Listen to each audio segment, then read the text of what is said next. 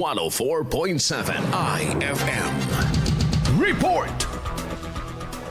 Aabot sa halos 500 o 477 ang isinampang kaso ng Land Transportation Office Region 1 sa mga fixers sa Ilocos Region. Ayon kay LTO Region 1 Regional Director Danny Martinez, napag-alaman nila umano ito matapos ng ilang lisensya ay napatunayang dumaan sa illegal na transaksyon. Dagdag pa ni Martinez na ito ay naiakyat na sa Cybercrime Court. Just recently ay nag-file po ako ng kaso sa mga fixers dito sa Region 1 for 477 counts. Ito po yung kanilang mga lisensya ay nagkaroon ng illegal na transaction sa pamamagitan ng mga fixers. Na-file na po namin, actually nasa cybercrime court na po ito at tuloy-tuloy po ito naming sinusundan.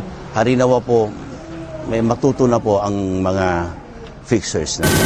Inihayag din ni Martinez ang kahalaga ng pagdaan sa tamang proseso upang hindi mapahamak at hindi lumabag sa itinakda ng batas. Kasama mo mula rito sa IFM Dagupan, ito si Idol Matthew Pacheco.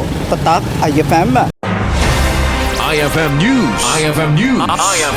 IFM.